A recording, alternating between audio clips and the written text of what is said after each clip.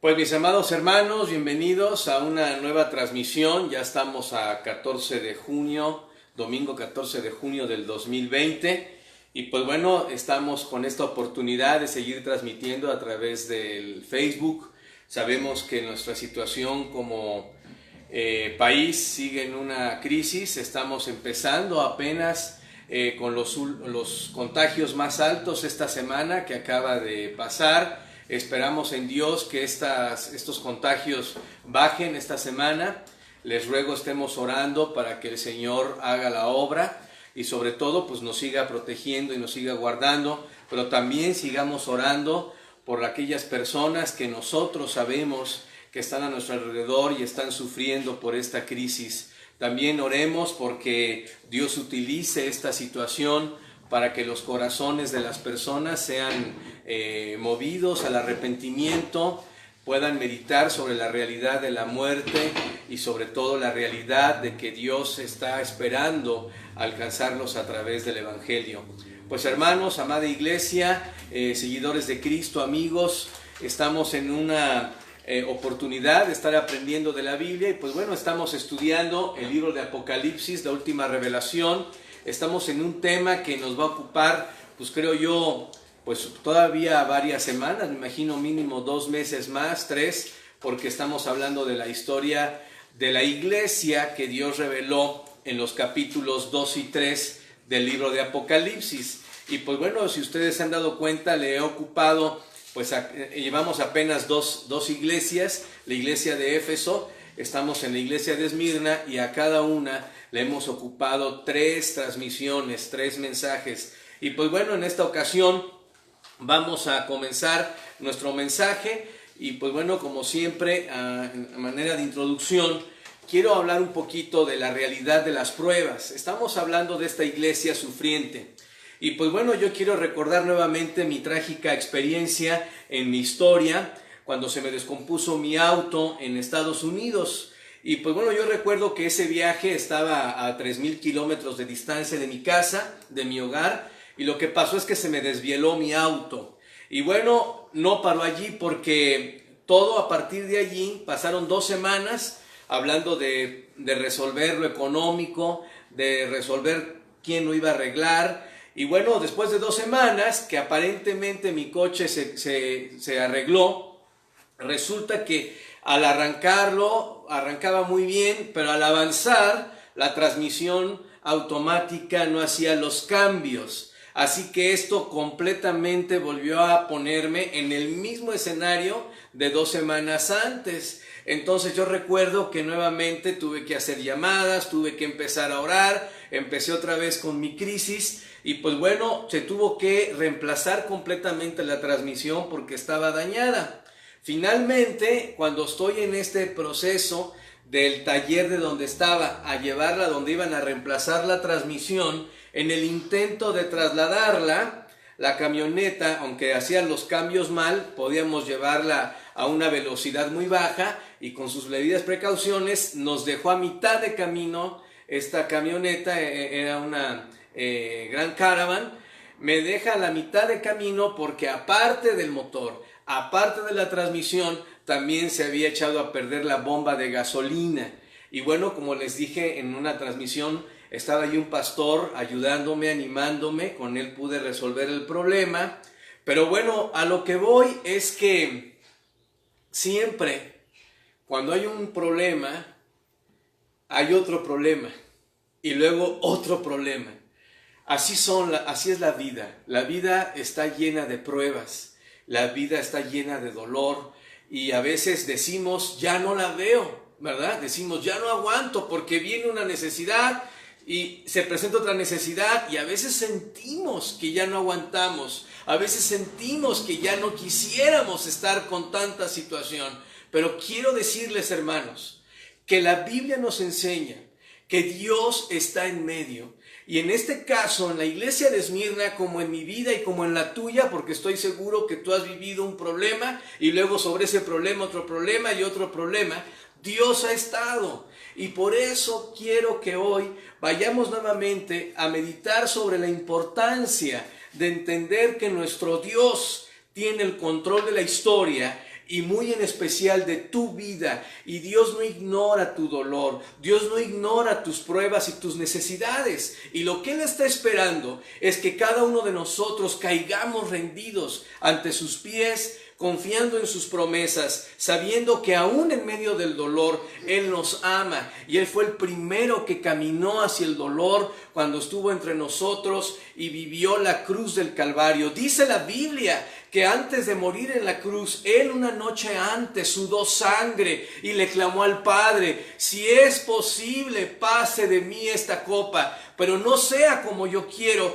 sino como tú quieres. Y vimos que el Señor aceptó con fuerza, con contentamiento, la pasión de la cruz. Así que Él nos entiende y Él sabe lo que es dolor, Él sabe lo que es soledad, Él sabe lo que es la prueba que puede vivirse en una situación trágica. Así que por eso seguimos hablando de esta iglesia de Esmirna, una iglesia que estaba geográficamente en Asia Menor, que hoy conocemos como Turquía. Y hoy vamos a hablar seguimos hablando de Esmirna, la iglesia sufriente, tercera parte. Padre bendito, Dios todopoderoso, pues como siempre estamos contentos porque tú nos prestas la vida, porque en medio de esta terrible situación que se está viviendo, en medio de las pruebas personales, tú has sido fiel y tú nos has puesto siempre en tus manos y nos has guardado. Sabemos que el dolor es parte de la vida y que estando en un mundo caído y pecaminoso, siempre habrá situaciones que nos harán sufrir, pero también sabemos, Dios, que tú viniste a la tierra, diste la vida por nosotros y nos has dado un camino de esperanza y de amor. Te pido mucho, Señor, que en esta tarde podamos meditar en tu verdad y ser edificados por tu Espíritu Santo, recibiendo de la Biblia el mensaje de ánimo, de amor que tú nos tienes para hoy. Gracias, Dios, por esta oportunidad. Te lo rogamos en el nombre precioso de Jesucristo. Amén. Bueno, como les dije, estamos ya en la tercera enseñanza de esta iglesia de Esmirna. Y pues bueno, caso contrario a la iglesia de Éfeso, a Esmirna no se le da ninguna condenación. En el bosquejo de la iglesia de Esmirna, ustedes que ponen atención y que están pensando siempre en forma estructurada los mensajes, si se pueden dar cuenta, en la enseñanza de Esmirna había un subtítulo donde decía la exhortación o la recriminación, la condena. En este caso, esta iglesia no recibe ninguna condena. No hay. Si vamos a la Biblia, en Apocalipsis no la hay. ¿Qué es lo que viene aquí? Bueno, vamos a leer lo que dice Apocalipsis 2:10. Veíamos en el versículo 9, en la transmisión pasada, que Dios le dice que conoce sus obras, que conoce su tribulación y su pobreza. Acuérdense que así comenzó Dios hablándole a esta iglesia, conociendo su tribulación y su pobreza. Pero después ahora en el versículo 10 le dice: no temas en nada lo que vas a padecer. ¿Qué es lo que vamos a ver ahora? El consejo de Dios para esta iglesia. Vamos a ver el consejo de Dios para esta iglesia. ¿Y cuál es su consejo? Otra vez, no temas en nada lo que vas a padecer. ¡Qué increíble!, ¿no? No temas en nada lo que vas a padecer. Y bueno, ¿qué era lo que yo daba ahorita en la introducción? Que bueno, que cuando tuve esta prueba fue una sobre otra, sobre otra, sobre otra. Y fíjate, Dios le dice a esta iglesia que conocía su tribulación, hablando del presente. Pero ahora le dice: no temas en nada lo que padeciste, lo que estás padeciendo, no, lo que vas a padecer. O sea, vean qué increíble. Dios le está diciendo: todavía no acabo con ustedes. Todavía falta mucho porque sufran. Y en verdad, hermanos, me conmueve pensar en lo que Dios estaba haciendo con esta iglesia y lo que pasa en muchos lugares ahorita, en lugares donde los cristianos están sufriendo gran persecución. Ahora dice aquí: no temas en nada. Recuerdo cuando aprendí a nadar, mi padre me arrojó al agua de forma sorpresiva. Y desde ese día no he querido dejar de nadar. Ahora, no creo que sea el mejor método arrojar a una persona con miedo al agua. Pero lo que sí es cierto es que Dios nos dice algo, que podemos vencer las cosas cuando nosotros vencemos el miedo. Muchos de los problemas que tienen las personas o tenemos los cristianos y todos los seres humanos cuando no logramos algo es por temor. A veces el temor nos detiene. Ahora, el temor no es malo. El temor está bien, es parte del control natural de límites. Pero el problema es cuando ese temor nos inmoviliza. Hay gente que por ejemplo, mi esposa, si ve un alacrán, se inmoviliza. O sea, el temor la inmoviliza. Y creo que en muchas situaciones de la vida, muchos de nosotros, el temor nos inmoviliza. Ahora, ¿qué es lo que le dice Dios a esta iglesia? ¿Qué le dice? No temas, no temas. Ese es el mensaje de Dios. El mensaje de Dios es mi responsabilidad. El mensaje de Dios es no temas. ¿Por qué? Porque Dios quiere que nosotros dominemos nuestras emociones y no nos lleven a perder el resultado de lo que Dios quiere hacer en nosotros. Y creo que muchos cristianos, muchos humanos estamos en este problema. Es una instrucción consistente que el Señor le da a sus hijos. Les dice, no temas. En la Biblia está de una forma consistente. Su primera mención de esta situación de instrucción, no temas, la vemos con el patriarca Abraham. Es la primera vez que Dios menciona la palabra, la instrucción más bien a uno de sus fieles, esta frase, no temas. Y por ejemplo, en Génesis 15:1, en este capítulo, es un capítulo hermoso porque es donde Dios declara que la fe de Abraham lo justificó delante de él. En un texto siguiente que ahorita no voy a citar, pero dice Génesis 15:1, después de estas cosas, o sea, ciertas cosas que vivió Abraham, una guerra donde tuvo que exponer su vida para salvar a su sobrino Lot, etc. Dice aquí, después de estas cosas, vino la palabra de Jehová a Abraham. Ahora, aquí no dice Abraham porque todavía Dios no le cambia el nombre. Pero bueno, el énfasis es entender que Dios le dice otra vez, después de estas cosas, vino la palabra de Jehová a Abraham en visión diciendo, no temas, Abraham, yo soy tu escudo y tu galardón será sobremanera grande. Dios tenía grandes cosas planeadas para este siervo. Dios tenía un propósito soberano, supremo para este hombre. Y lo primero que Dios necesitaba decirle a Abraham para lograr sus propósitos en la vida de él era decirle, no temas. Y Dios, mi hermano, en esta tarde nos está diciendo exactamente lo mismo. Quizás tú volteas y ves las situaciones que te rodean, miras hacia adelante y piensas en las cosas que van a venir o que no puedes resolver y que van a venir y te da temor. Quizás muchos de ustedes o de nosotros hemos pasado noches sin dormir, preocupados por ciertas situaciones, pero Dios, pero esta es la primera. Ahora quiero decirte que hay una larga lista a quien el Señor le dice en la Biblia, no temas. Se lo dijo a Agar, se lo dijo a Isaac, se lo dijo a Jacob, se lo dijo a Josué. Josué es un pasaje famoso en capítulo 1, versículo 9. Todos hemos citado o hemos memorizado y hemos recurrido quizás a este pasaje para animarnos en un momento de crisis. Y dice Josué 1:9, mira que te mando que te esfuerces y seas valiente, no temas ni desmayes, porque Jehová tu Dios estará contigo en donde quiera que vayas. La consistencia es la presencia de Dios, porque en el pasaje de Abraham, ¿qué le dijo? Yo soy tu escudo, yo soy tu escudo. O sea, le pide no temas, pero le agrega la razón. Yo soy tu escudo. Aquí Dios le dice, no temas. ¿Por qué? Porque Jehová tu Dios estará contigo a donde quiera que vayas. Un misionero ahorita está con la pasión de regresar al campo. Y yo sé que hay temor en sus seres queridos. Pero no hay lugar más seguro, mis hermanos, que estar donde Dios quiere que estemos. Abraham tenía miedo, Josué tenía miedo porque sabía que estaba preparándose para lo desconocido. Iba a entrar a una tierra en donde había gigantes, dice la Biblia, dentro de esa ciudad.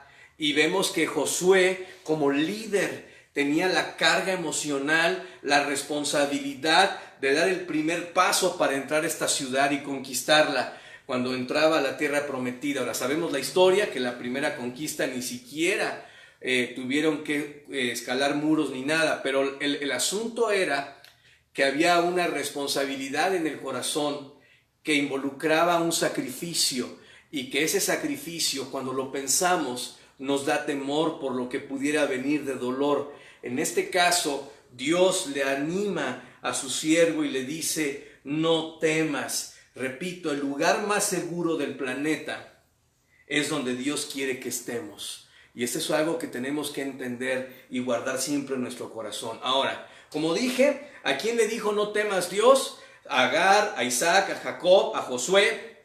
Se lo dijo a Isaías. Meditando sobre esta instrucción, me llamó poderosamente la atención que en el libro de Isaías, que es el Evangelio del Antiguo Testamento, ¿verdad? Dios le dijo no temas a Isaías 9 veces.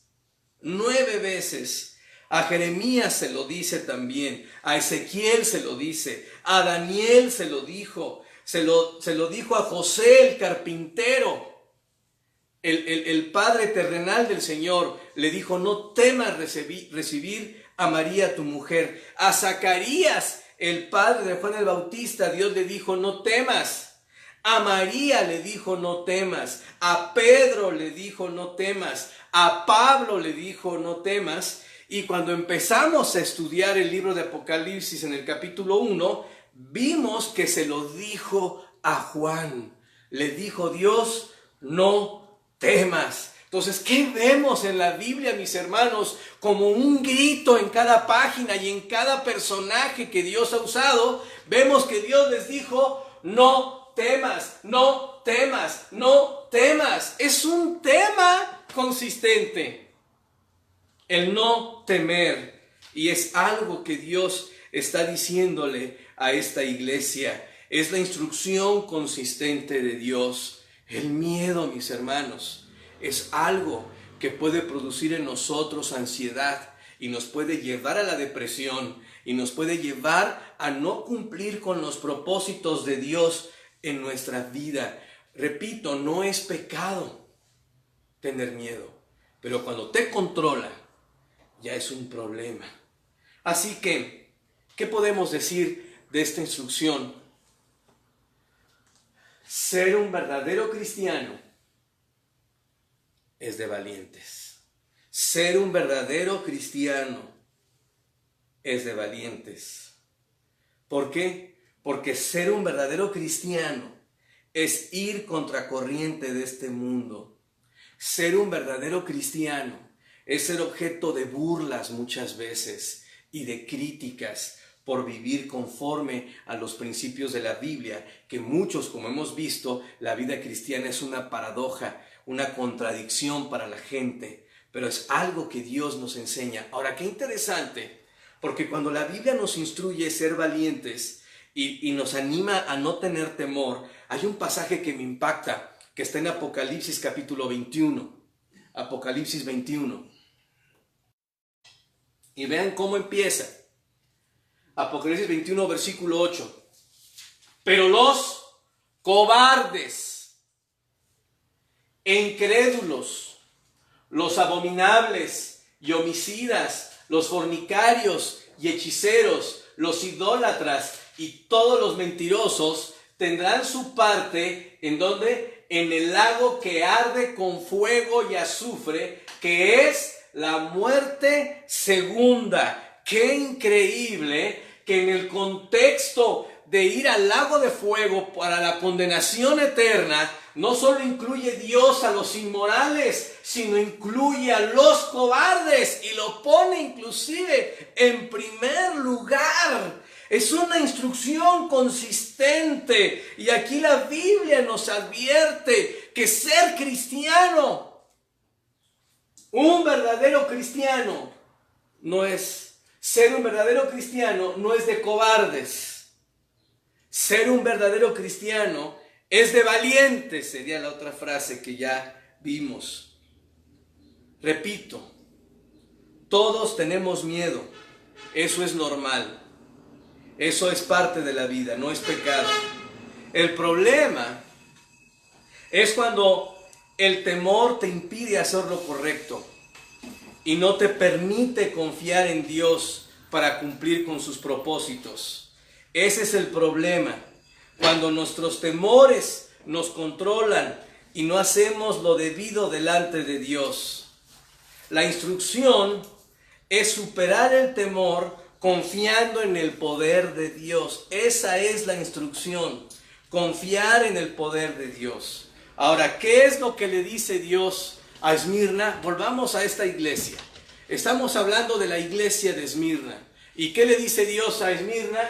No temas en nada lo que vas a padecer. O sea, Dios le está hablando todavía de cosas que no han vivido, cuando ya habían vivido mucho sufrimiento. Es decir, le está diciendo Dios a esta iglesia: quiero que sepas, querida iglesia Esmirna, que todavía no has sufrido lo que tienes que sufrir. Todavía te falta.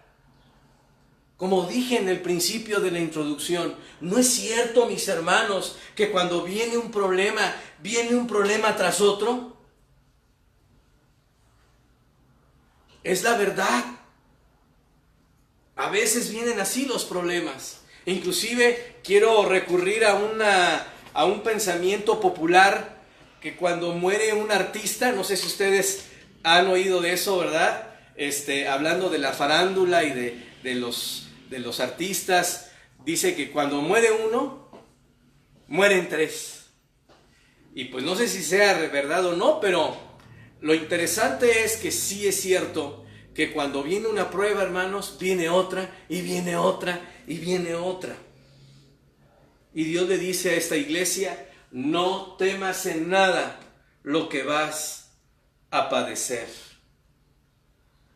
¿Cuál es la razón por la cual no debían temer estos hermanos de Esmirna en los próximos padecimientos? ¿Por qué no deberían de temer, hermanos? ¿Cómo empezó la instrucción a esta iglesia? Yo soy el primero y el postrero, el que estuvo muerto y vivió. Acuérdense que este pasaje comenzó hablando de la vida de Cristo como uno que fue el primero que pasó por esta tierra con sufrimiento, pensando en nosotros. Ahora, pero vamos a ver un texto que puede darnos la razón más clara de por cuál esta iglesia no debía tener miedo. Romanos 8:35 dice: ¿quién nos separará de qué dice? Del amor de Cristo. ¿Quién? ¿Tribulación? ¿Qué estaba viviendo Esmirna? Tribulación. ¿O angustia? Era lo que estaba viviendo Esmirna. ¿O persecución? Era lo que estaba viviendo Esmirna. ¿O hambre? Era lo que estaban viviendo. ¿O desnudez? ¿O peligro? ¿O espada? ¿Quién nos separará del amor de Cristo? Y da una lista de situaciones trágicas. Y nos brincamos al versículo 37 que dice Pablo: antes, en todas estas cosas, ¿cuáles? Tribulación, angustia, hambre, pobreza, espada. Antes, en todas estas cosas, ¿qué? Somos más que vencedores por medio de aquel que nos amó.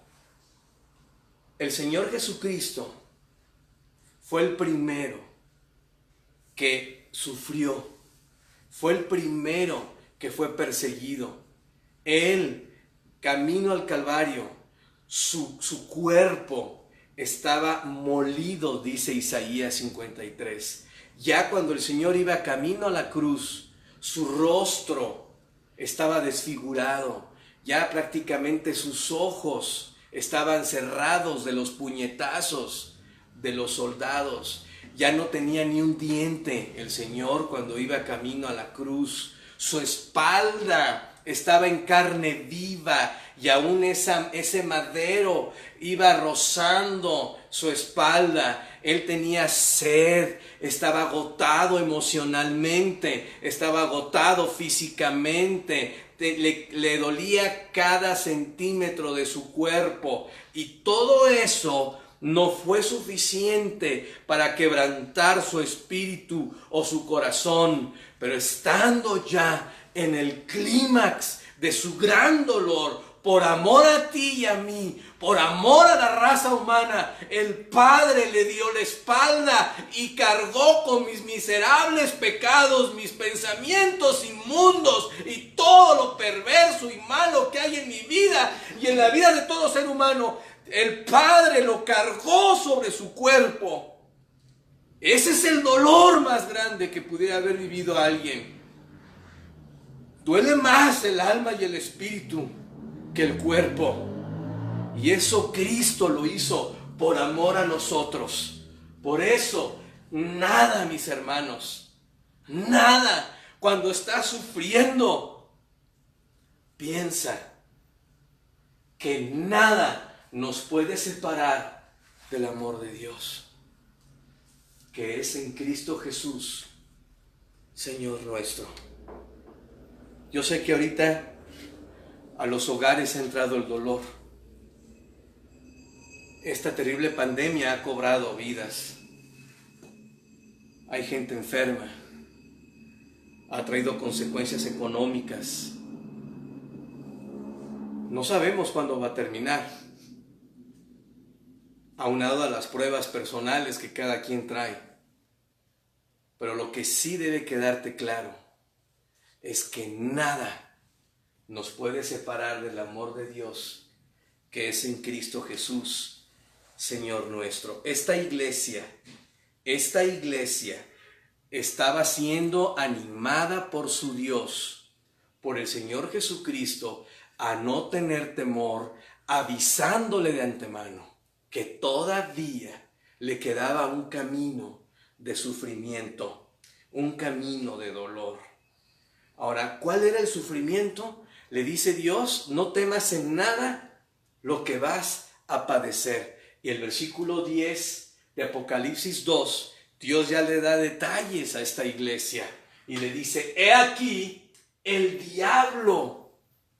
Ahí está la parte que hemos enfatizado de este ser espiritual que quiere oponerse a los propósitos de Dios. Y dice aquí: he aquí el diablo echará a algunos de vosotros en la cárcel para que seáis, ¿qué? Probados, y tendréis tribulación. ¿Por cuánto tiempo? Por 10 días. La Biblia advierte a esta iglesia que van a venir pruebas, resultado del propio diablo, porque dice Efesios 6:12 que no tenemos lucha contra sangre y carne, sino contra principados y potestades, contra huestes espirituales de maldad en las regiones celestes. Está hablando de esta influencia espiritual que usa a humanos para cumplir los propósitos del diablo. Y en este caso, Dios le advirtió a la iglesia de Esmirna: no temas en nada lo que vas a padecer. He aquí el diablo echará a algunos de vosotros en la cárcel para que seáis probados y tendréis tribulación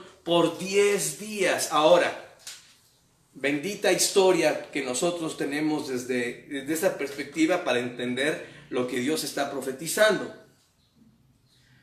Estos 10 días son 10 días de tribulación. Tenemos que entenderlo así. Pero cuando uno ve la historia, vemos que está hablando de un periodo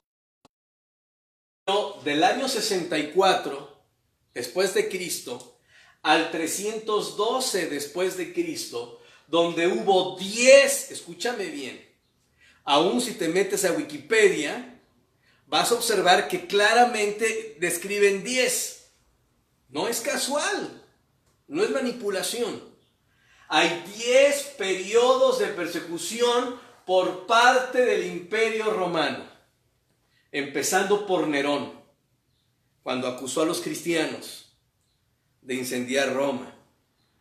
A partir de allí, hubo más persecuciones, pero las que tuvieron persecuciones oficiales fueron estas. ¿Qué estamos viendo aquí profetizado en el versículo 10 de Apocalipsis 2? La amarga persecución de Roma. Roma, como maquinaria militar, como maquinaria gubernamental, emprendió una persecución sistemática sobre la iglesia, sobre el pueblo de Dios. Fueron persecuciones llevadas a través de decretos imperiales, o sea, era una cuestión oficial, no era un asunto de dicho, era un decreto oficial que 10 emperadores hicieron mientras fueron los que administraban el gobierno en Roma. 10. Aquí podemos ver los 10 emperadores que emprendieron a través de decretos una persecución increíble, abominable, inmunda, atroz hacia la iglesia del Señor. La primera, como dije, la comenzó Nerón. Él quemó Roma y acusó a los cristianos. Ahora, hemos dicho cosas que hizo Nerón, pero una de ellas es que usó a los cristianos de antorchas, bañándolos de brea para iluminar los caminos. O sea, imagínate lo que hacía este emperador Nerón. Domiciano fue el emperador que exilió al apóstol Juan a la isla de Patmos, pero no sin antes haberlo bañado con aceite hirviendo. Yo no había visto esto en la historia, pero cuando mi amado hermano Juan estaba en la isla de Patmos, lo más seguro es que ya era un hombre físicamente deforme por el aceite hirviendo, vertido en su cuerpo. Quizás ya ni pelo tenía mi hermano. En esa condición sobrevivió después de que lo bañó Domiciano con aceite hirviendo. Sobrevivió y lo exilió a la isla de Patmos, donde Dios le reveló este maravilloso libro. Así que podemos ver lo que hizo este hombre. Él también, este Domiciano, sacrificó al pastor de Jerusalén, que en ese tiempo era Simeón.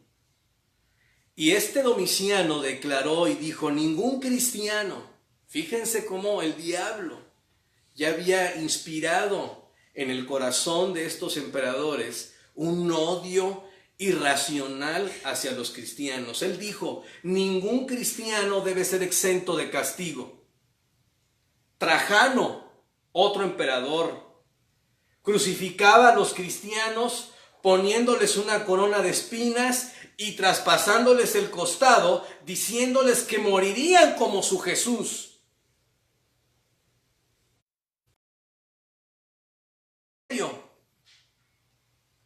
Lanzó una persecución en el año 162 y obligaba a caminar a los cristianos sobre clavos, espinos y otros objetos afilados, y luego les daba de latigazos hasta arrancarles la piel. Este tipo ponía una gran plancha de metal y ponía la madera encendida entre el cuerpo y la plancha. Básicamente asaba vivos a los cristianos por no negar su fe. Fue aquí donde murió Policarpo. Severo hizo cosas semejantes, pero Máximo intentó exterminar a los cristianos en una región llamada Capadocia, que es también de la zona de Asia Menor. Él intentó exterminar a los cristianos y disfrutaba torturar a los cristianos. Por ejemplo, amarraba a los cristianos de cada extremidad y del otro extremo colocaba un caballo en dirección opuesta al otro. y de forma simultánea hacían correr a los caballos hasta hacer pedazos en vida a los cristianos, cada caballo llevándose parte del cuerpo del cristiano, arrastrando por la fuerza de los caballos. Este hombre acusaba a los cristianos, fíjense qué ironía, este hombre acusaba a los cristianos de ser ateos e inmorales. Decio, quien dio un decreto de que toda persona tenía que venir a ofrecer sacrificios a los dioses romanos, y el que no viniera se le condenaría a la muerte. Obviamente esto haciendo a los cristianos rebeldes y criminales por no adorar los dioses romanos. Valeriano buscó a los líderes cristianos y los obligaba a adorar a los dioses romanos. Valeriano prohibió las reuniones y condenó a los cristianos a la esclavitud o a la muerte. Aureliano también pudo haber hecho cosas, pero Diocleciano, el peor de todos, él desencadenó una persecución como nunca sobre los creyentes. Y la historia de los cristianos, de los primeros 3 siglos, mis hermanos, se escribieron con sangre. Familias enteras eran sacrificadas en manos del imperio. El Coliseo romano, que hasta el día de hoy es un centro turístico de gran admiración, todavía en las piedras hay testimonio de la sangre de creyentes que dieron la vida por Cristo en ese tiempo. Fue un centro de espectáculo para martirio. Dice la historia que inclusive les ponían ropa de piel de animales con sangre. Y cuando soltaban a los leones, familias enteras morían abrazados, mientras un león le arrancaba la cabeza a un niño o a una madre, pero morían cantando himnos a Dios. Esto orilló a los cristianos a reunirse en las catacumbas, a escondidas de la feroz garra del imperio romano. No temas en nada lo que vas a padecer, le dice Dios a esta iglesia. He aquí el diablo echará a algunos de vosotros en la cárcel y tendréis tribulación por 10 días. Así que, por donde veamos, Esmirna describe la historia de la iglesia sufriente. Ese tiempo tan terrible donde el imperio romano, inspirado por el mismo diablo, porque aquí lo revela Dios, emprendió una gran persecución por su iglesia. ¡Qué increíble! Sin embargo, primero Dios, ¿qué le dijo a esta iglesia? No temas. No temas en nada lo que vas a padecer.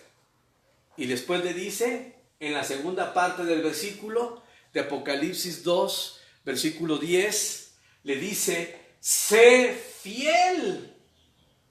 ¿Hasta cuándo? Hasta la muerte, y yo te daré la corona de la vida. Dios se lo dijo a esta iglesia. No temas en nada lo que vas a padecer. He aquí el diablo echará a algunos de vosotros en la cárcel y tendréis tribulación por 10 días. Sé fiel hasta la muerte, y te daré la corona de la vida. Tremenda instrucción. Tremenda instrucción. Sé fiel hasta la muerte. Sé fiel hasta la muerte.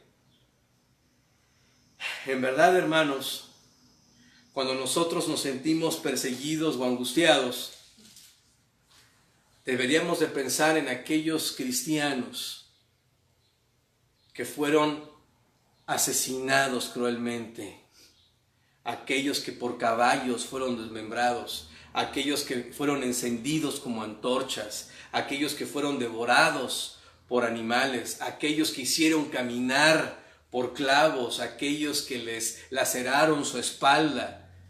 Es increíble, hermanos, el nivel de crueldad que este imperio tenía hacia la vida de los creyentes. Y hoy por hoy hay una iglesia en el siglo XXI que está siendo perseguida en algunos países. Y deberíamos de orar e identificarnos con aquellos lugares donde hoy muchos cristianos están muriendo por el simple hecho de confiar en el Salvador Jesucristo. Nosotros debemos de sentirnos afortunados y bendecidos por vivir en un país con libertad religiosa. Y quizás en algunos, con sus teorías conspirativas, nos pueden hablar de que esto es un escenario para controlar el mundo, bla, bla, bla.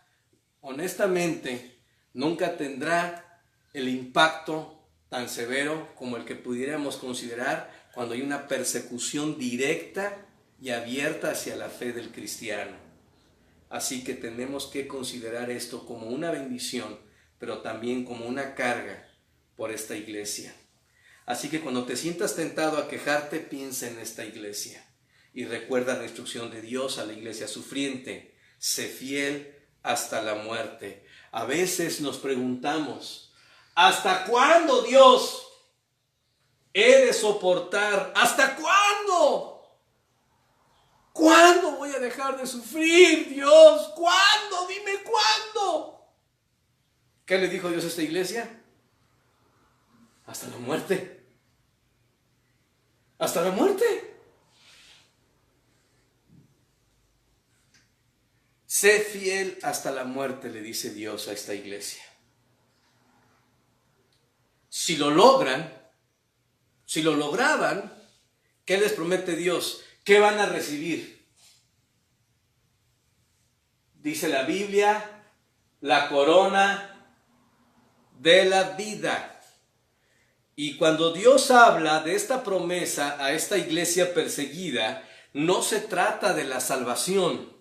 Se trata de un galardón que se gana distintivamente el mártir por Jesucristo, aquel que muere por la causa, aquel cristiano que por su fe muere en manos de perseguidores. Se ganan, hay una promesa distintiva y tendrán la corona de la vida. Es decir, mis hermanos, cuando Dios nos permita estar en el tercer cielo, cuando estemos caminando por las calles de oro y veas a alguien con una corona que dice corona de la vida, lo que te está indicando Dios es: Él murió por su fe cuando estaba en la tierra.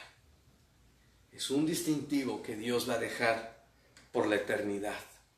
Las cosas que pasan a la vida eterna son aquellas que tienen que ver con Dios, no con las que tienen que ver con nuestras metas y sueños personales.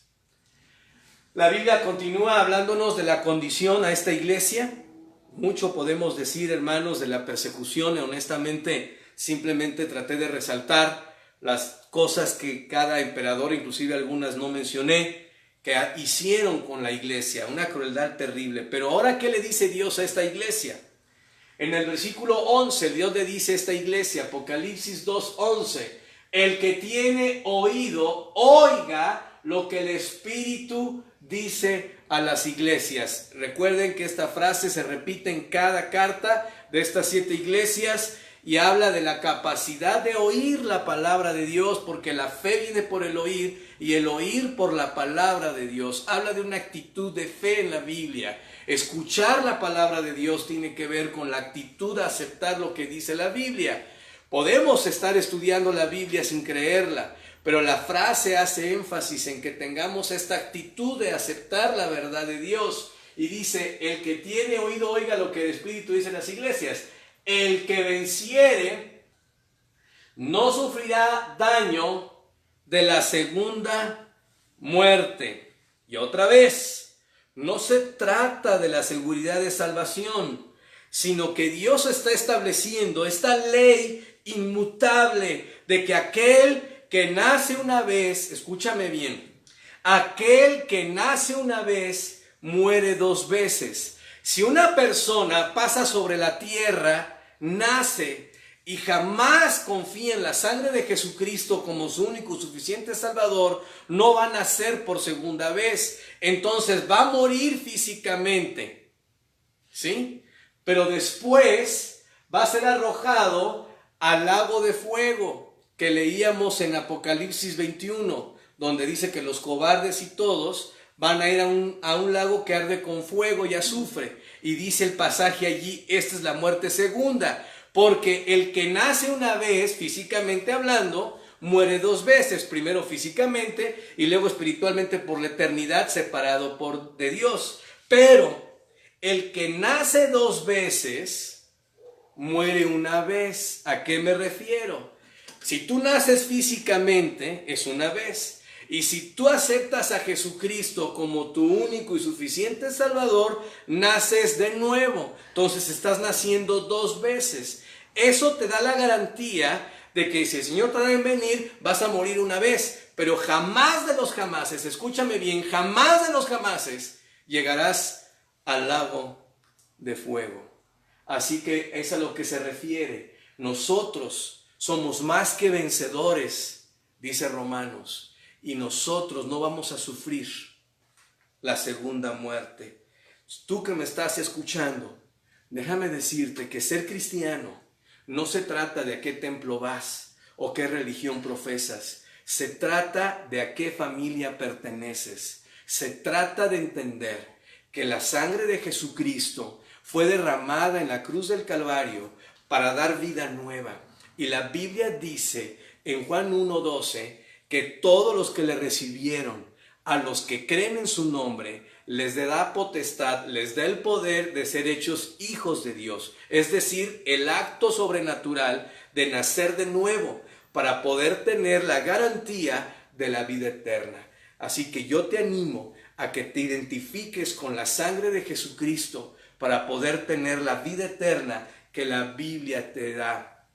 No estamos hablando, repito, de religión, ni de pertenecer a algún credo en especial, solo de una confianza sincera al testimonio de la Biblia, de que Dios hace 2000 años se hizo hombre en la persona de Jesús, y Jesucristo, alzado en la cruz del Calvario, estaba dando la vida por ti. Si tú de forma honesta, allí donde estás, te identificas con la sangre de Jesucristo, le pides perdón por tus pecados y le pides que entre a tu vida, la Biblia, no lo digo yo, la Biblia dice que Dios te da el nuevo nacimiento y te libra de la segunda muerte. Es algo que tiene que ver con tu fe en las verdades de la Biblia. Dios le dice a esta iglesia, el que tiene oído oiga lo que el Espíritu dice a las iglesias, el que venciere no sufrirá daño de la segunda muerte. Lo que les está recordando es, hey, no tengan miedo al que puede matar el cuerpo, sino aquel que tiene poder de destruir tu alma y arrojarla al infierno. Esa es la parte que tenemos que entender. Acuérdense que la vida cristiana es una paradoja. La vida cristiana aquí en la tierra es relativa. Acuérdense que todo aquí es relativo, pero lo absoluto es la eternidad. Y esta iglesia tenía que guardar en su corazón la plena firmeza y confianza de que lo más absoluto lo tenían de su lado, que era la vida eterna. Y por eso les dice Dios, sé fiel hasta la muerte y te daré la corona de la vida.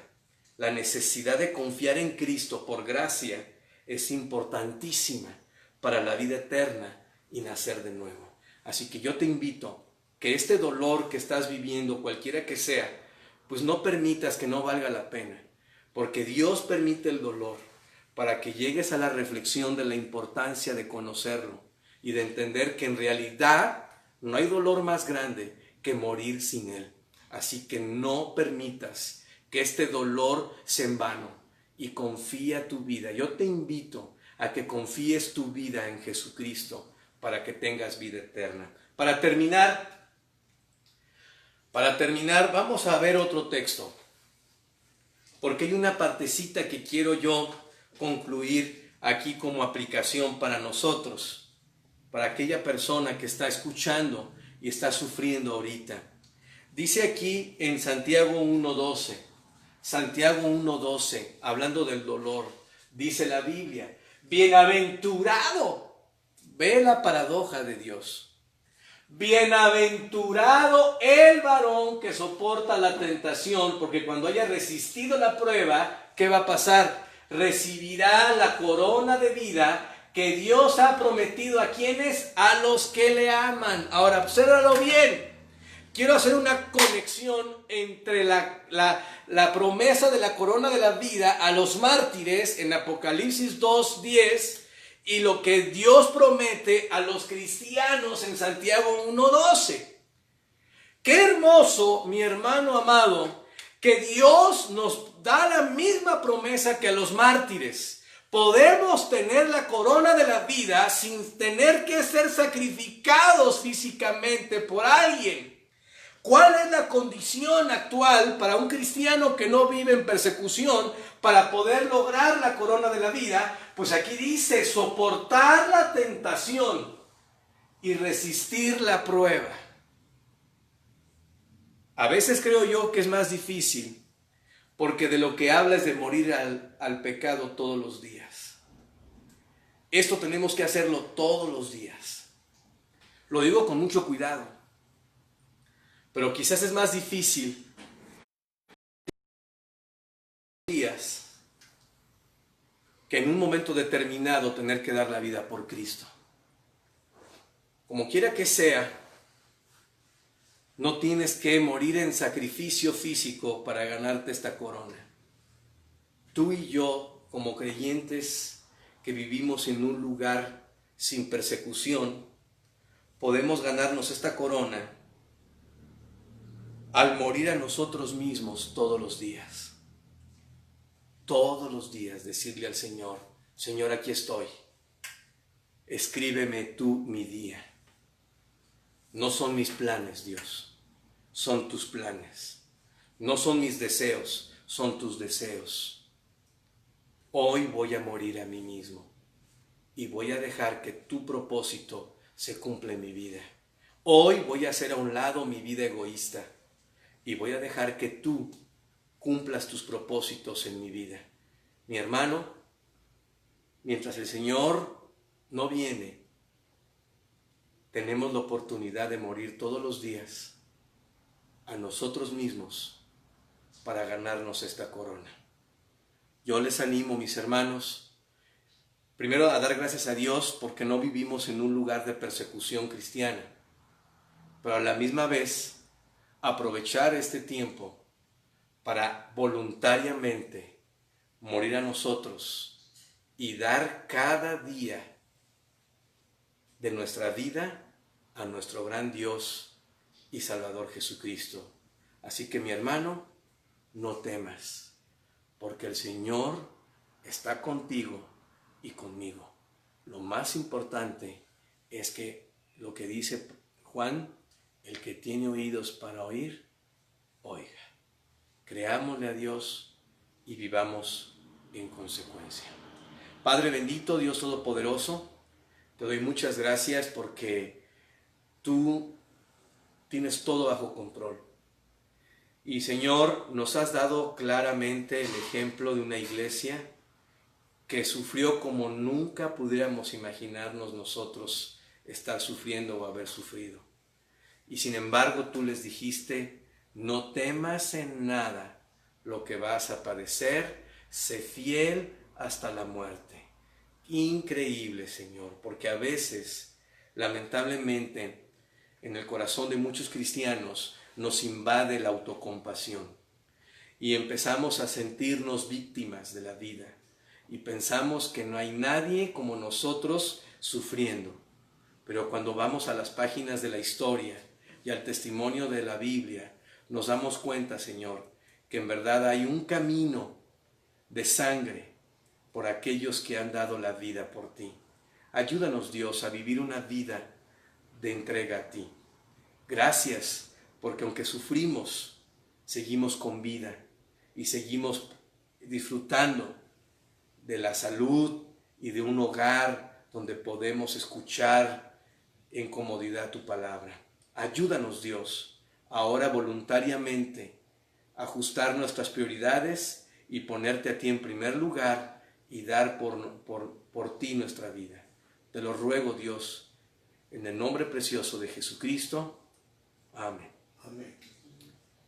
Mis amados hermanos, pues gracias a Dios hemos llegado ya a la mitad del mes de junio y pues bueno, repito, aunque estamos en una situación especial como país y estamos entrando en una expectación, vamos a decirlo así, de qué va a pasar esta semana con los contagios, pues bueno, creo que lo importante es entender que nuestro Dios Todopoderoso está por encima de cualquier pandemia, está por encima de cualquier situación que estemos viviendo y lo que Él anhela de todo corazón, celosamente, es nuestro corazón.